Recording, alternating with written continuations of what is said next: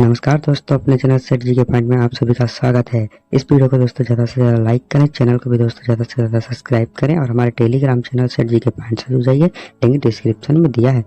दोस्तों इस वीडियो में भारतीय राष्ट्रीय आंदोलन के विधायी संशोधन तथा ब्रिटिश इंडिया एक्ट 1935 के बारे में बताएंगे। चलो शुरू करते हैं इस वीडियो को। रेगुलेटिंग एक्ट कब पारित हुआ था? तो कब पारित हुआ था? 1773 ईस्वी में पारित हुआ था। किस एक्ट के द्वारा सर्वप्रथम कलकत्ता में सर्वोच्च न्यायालय की स्थापना की गई? तो किस एक्ट के द्वारा की गई थी? तो रेगुलेटिंग एक्ट 1773 के द्वारा की गई थी।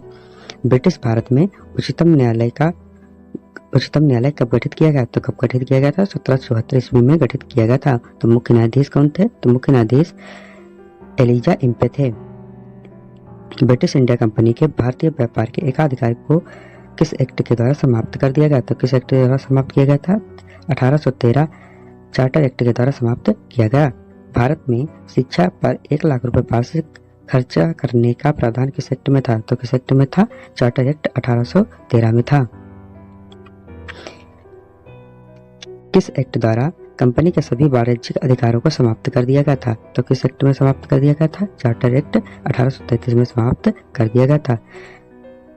किस अधिनियम द्वारा बंगाल के गवर्नर को पूरे भारत का जनरल गवर्नर बना दिया गया? तो किस अधिनियम के अनुसार बना दिया गया था? तो 1833 के अधिनियम के अनुसार बना दिया गया था। किस एक्ट द्वारा गवर्नर जनरल को अध्यादेश जारी करने की शक्ति प्रदान कर दी गई? तो किस एक्ट द्वारा की गई थी? इंडियन काउंसिल एक्ट 1861 के द्वारा प्रदान की गई थी। इसकी अवधि 6 महीने की थी। किस एक्ट द्वारा वायसराय की परिषद को कानून बनाने की शक्ति प्रदान की गई? तो किस एक्ट के द्वारा दी गई थी? तो भारतीय परिषद अधिनियम 1861 द्वारा दी गई थी। बॉम्बे, मद्रास और कोलकाता उच्च न्यायालय की स्थापना किस एक्ट के द्वारा की गई थी? तो किस एक्ट के द्वारा की गए थे? ब्रिटिश संसद पारित अधिनियम 1861 भारतीय उच्च न्यायालय अधिनियम 1862 के तहत की गई थी। किस वर्ष सिविल सेवा परीक्षा भारत और इंग्लैंड में एक साथ आयोजित की गई थी? तो कब की गई थी? 1922 में की गई थी। किसने कराई थी? तो मंटेगयू चेम्सफोर्ड ने कराई थी। किसने कराई थी? मंटेगयू चेम्सफोर्ड ने कराई थी। भारत में प्रांतों में द्वैध शासन का प्रारंभ कब हुआ था? तो कब हुआ था? 1919 मंटेगयू चेम्सफोर्ड के द्वारा किया गया था।